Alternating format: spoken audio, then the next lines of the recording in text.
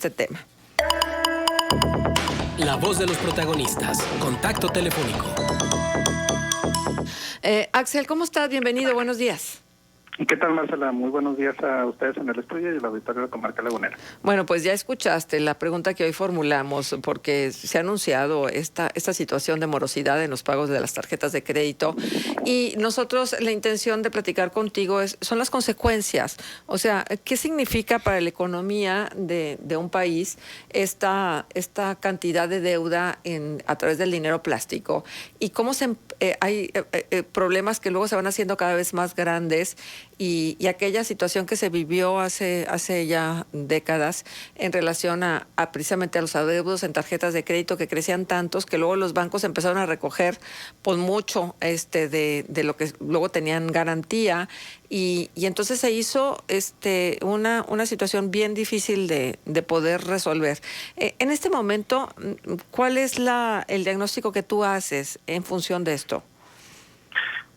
Sí, claro, es un tema bastante interesante y del cual a lo mejor no habíamos platicado, o no se había platicado tanto a detalle hasta el día de hoy, porque finalmente la crisis económica que hemos estado viviendo desde hace un año con esta situación de la contingencia sanitaria, y también contextualizando que hace 2 años nosotros estábamos en un periodo de recesión económica, pues realmente lo que estamos visualizando ahorita con los números de cartera vencida, sobre todo con aquellos relacionados con tarjetas de crédito o créditos al consumo en general, pues es precisamente una consecuencia de esa falta de ingreso que se ha venido presentando en los últimos 2 años en la economía mexicana. Ahora, el dato es sin duda interesante porque como algunas notas lo han mencionado, estamos ante un indicador que no teníamos un registro, digamos que es un máximo histórico, con respecto a desde que se tiene o se maneja esta información. A grandes rasgos se habla de un índice de morosidad de por ahí del 18%. Más o menos podríamos establecer que por de cada 100 tarjetas de crédito o de cada 100 más bien créditos al consumo que hay en la economía, alrededor de 18 ya no se están pagando y ya cayeron en una situación de morosidad. ¿18 de cada 100, Axel? Sí, hablando en términos de créditos. ¿Y eso es mucho o poco en general? ¿Cuál tendría que ser como la normalidad? Sí, lo ideal obviamente pues es que ningún instrumento de crédito caiga en esta situación. Sin embargo, la tendencia histórica se ha mantenido hasta cierto punto estable, alrededor a lo mejor de un 15%, por así decirlo, a grandes rasgos. Y ahorita lo que estamos viendo y lo que llama la atención es que es un máximo histórico. Es decir, estamos viendo reflejado cómo realmente ha impactado negativamente en las circunstancias de crédito a las personas adentro del país. Y eso es precisamente lo que llama la atención, es decir, estamos ante por lo que puede ser el inicio de lo que tú mencionabas al inicio del espacio, ¿no? Que es el inicio de que haya como tal una crisis de recuperación de créditos por parte del sistema bancario, y eso consecuentemente pues va a traer digamos una repercusión sobre la actividad económica, porque va a encarecer los créditos futuros y va a encarecer o va a dificultar la apertura de créditos para nuevas inversiones, ya sea de empresas o inclusive de personas que busquen adquirir una casa o un crédito automotriz, por ejemplo. Que ya de por sí es difícil, Axel. Acceder a un crédito es difícil, pero además cuando accedes al crédito, pues las tasas de interés son muy altas. Sí, exacto, y ese es otro tema interesante porque si bien el ciclo de tasas de interés actual es a la baja, ¿no? Relacionado precisamente pues con las decisiones de política monetaria que ha tomado el Banco Central de disminuir tasas de interés, sobre todo, digamos, visualizando la posibilidad de que esto reactive o ayude a reactivar la actividad económica. sí contrasta, ¿no?, que esta disminución en las tasas de interés, el cual a lo mejor ya podemos visualizarlo nosotros como consumidores, donde ya hemos visto a lo mejor créditos automotrices con tasas del 5, del 6%, créditos de vivienda con tasas del 6, del 7%, que son realmente muy bajas en comparación con las que teníamos hace 5 años. Aún así, estamos viendo que los créditos, lejos de incrementarse, las estadísticas que muestra la Comisión Nacional Bancaria de Valores es que los créditos están disminuyendo, se están contrayendo. Y es precisamente el resultado de esta situación, es decir, el contexto de asignación de créditos se está viendo complicado, porque precisamente el sistema bancario está teniendo ya una situación de un primer foco rojo con respecto a la morosidad de las personas que ya tenían un crédito. Ahora, como tal, el indicador todavía no es preocupante, porque como comentaba hace un momento, el indicador muestra una tendencia histórica alrededor del 15, del 16%, y ahorita lo que estamos viendo es un indicador ya por encima del 18%. Sin embargo, los indicadores del sistema financiero de la banca tradicional también muestran una solidez financiera, es decir, adentro de todos sus activos, por así decirlo, del sistema bancario, este índice de morosidad de alrededor del 18% se traduce a lo mejor en un 3-4% de todos los activos del sistema bancario. Y gran parte de esto se cubre con lo que el sistema bancario denomina una especie de cobertura por pérdidas esperadas. Es decir, gran parte de de este margen de deuda, por así decirlo, los bancos comerciales o el sistema bancario en México ya lo tenía previsto, por así decirlo, y ya tiene un fondo destinado precisamente para el pago de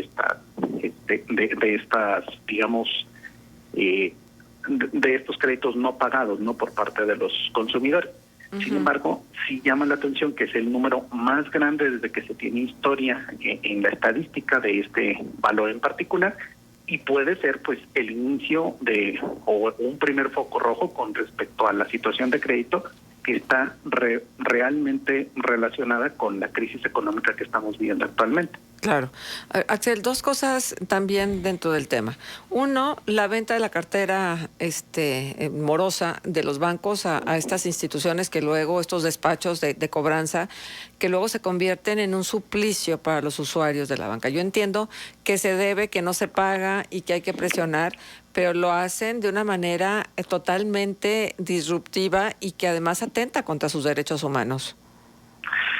Ese también es un tema, Marcela. De hecho, hay muchísima desinformación con respecto a esa situación.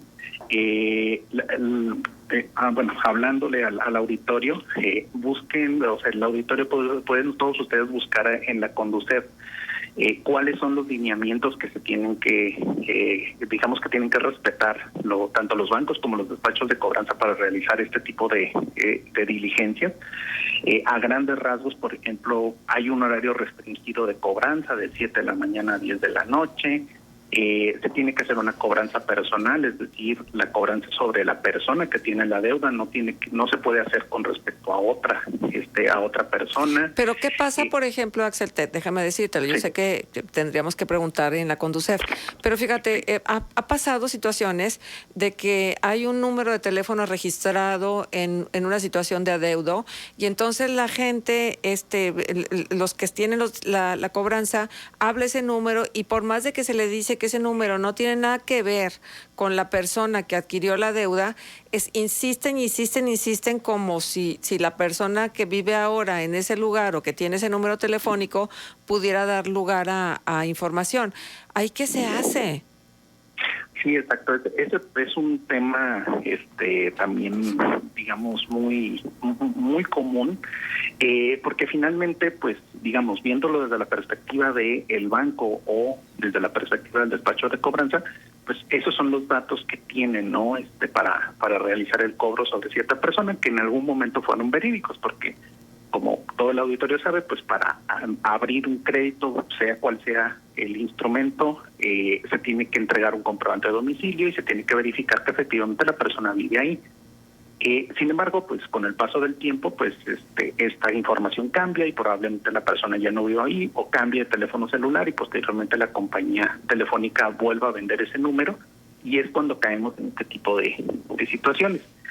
De la misma forma, todas las personas que se pueden ver afectadas por esta situación, también que no tiene nada que ver obviamente con la persona a la cual se le está realizando la cobranza, también se puede acercar a la Conducef precisamente para a través de un mediador buscar que estos intentos de cobro cesen, porque finalmente la compañía o el banco sigue acudiendo a ese domicilio o sigue realizando las llamadas a ese mismo número, porque evidentemente en sus registros ahí es donde está la persona que digamos que tiene un problema de pago, y finalmente estos registros pueden durar años en la digamos como una cuenta pendiente de cobro, y finalmente son los únicos datos que tiene el banco o el despacho de cobranza, y por eso sigue regresando a esos lugares.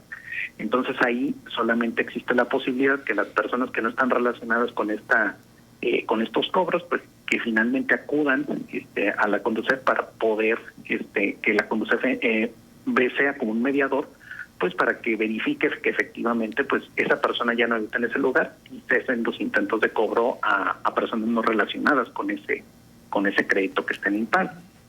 Uh-huh. Axel, buenos días, un gusto saludarte. Hay la cifra también de en la crisis de 2008, la morosidad justamente por el no pago de las tarjetas de crédito para mayo del 2009 era del 14%. En aquel año, ¿cómo, digamos, se resolvió, por así decirlo, esa situación? ¿Cómo se fue atenuando esa morosidad? ¿Qué hicieron los bancos? Me imagino que conforme hubo la recuperación económica, pues esto fue disminuyendo. Sí, exacto. En su mayoría, digamos, el sistema bancario, digamos, recapitalizó estas pérdidas en la medida en que la actividad económica se fue recuperando. Ahora, una de las principales características muy particulares de nuestra crisis actual, y que ya se ha mencionado anteriormente, es que nuestra crisis no termina por concluir, por así decirlo, o la recuperación económica no termina por iniciar, porque finalmente dependemos de que la contingencia sanitaria termine, ¿no?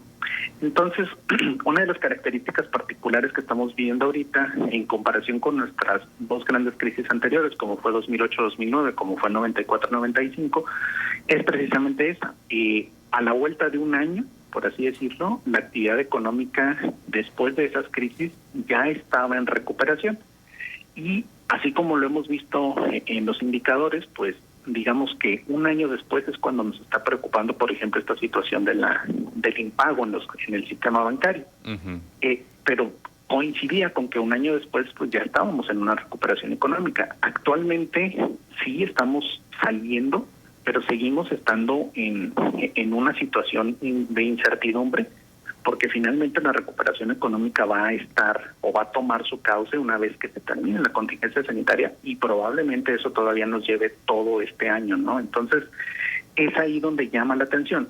La situación, digamos, para este tipo de contingencia, hablando del sistema financiero, podría ser un poquito más de cuidado, porque la actividad económica no va a terminar por recuperarse, sino probablemente hasta el próximo año.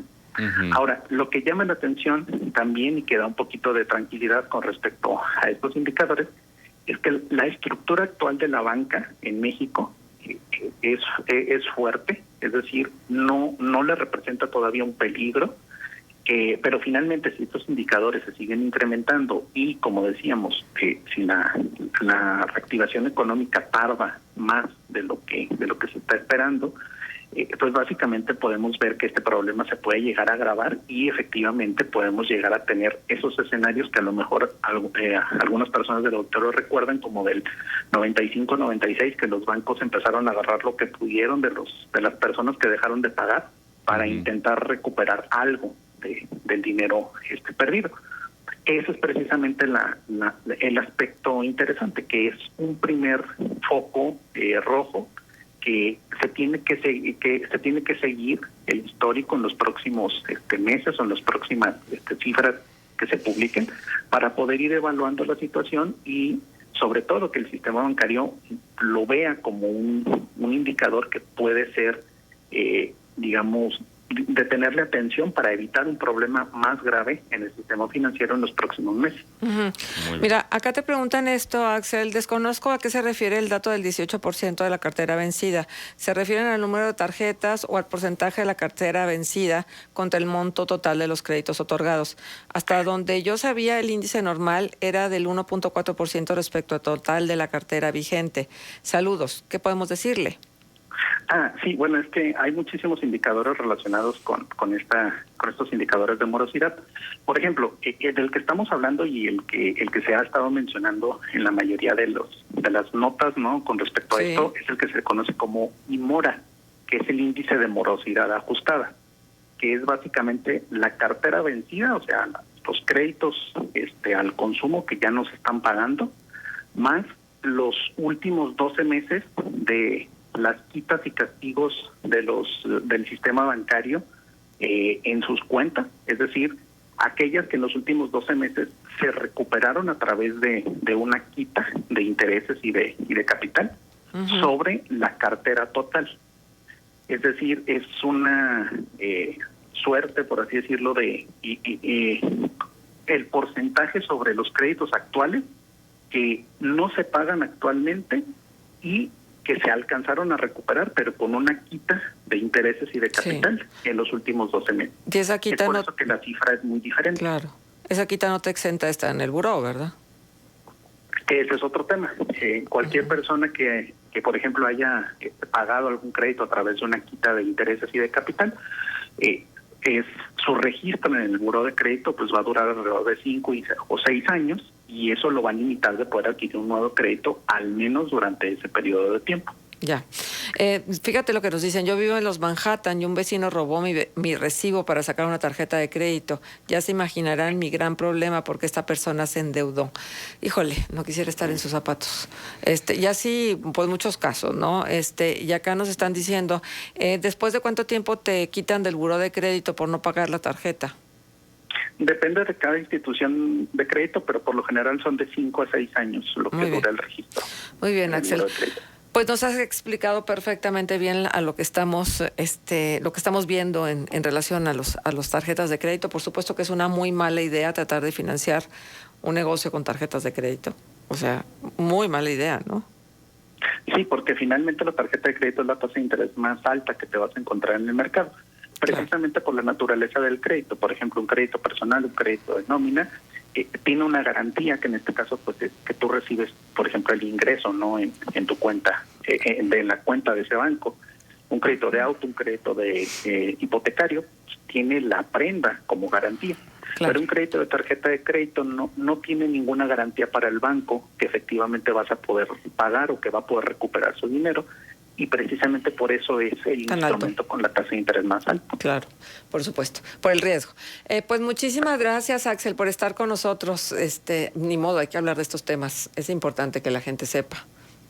Claro que sí, Marcelo, un gusto estar con ustedes. Muchísimas gracias, hasta pronto. Que estés muy bien. Axel. Axel Amarillas, economista, estuvo con nosotros.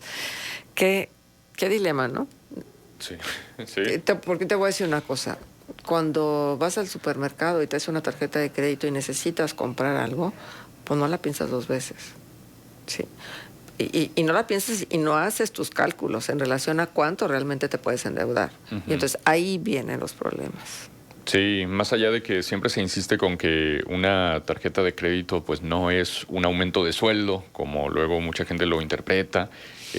Lo que se paga con una tarjeta de crédito hay que cuidar que sea algo primero que se necesite y que no sea un bien de consumo inmediato. Por ejemplo, no se recomienda hacer una despensa con una tarjeta de crédito, ¿no? Se recomendaría más para un bien de consumo que pueda durar más en el tiempo y a menos de que tengas con qué pagar el total de lo que estás adquiriendo. Exacto, sí, a menos que no te represente que eso se convierta en una deuda, en una carga de tiempo tiempo, ¿no? Hay gente que dice, bueno, pues es que para reservaciones, para vuelos y demás, una tarjeta de crédito, pues sí, efectivamente, solamente hay que utilizarla con responsabilidad, porque también en este país hace falta mucha cultura financiera. Muchísima. Muchísima. 8 de la mañana con 29 minutos, tiempo de pausa, regresamos ya.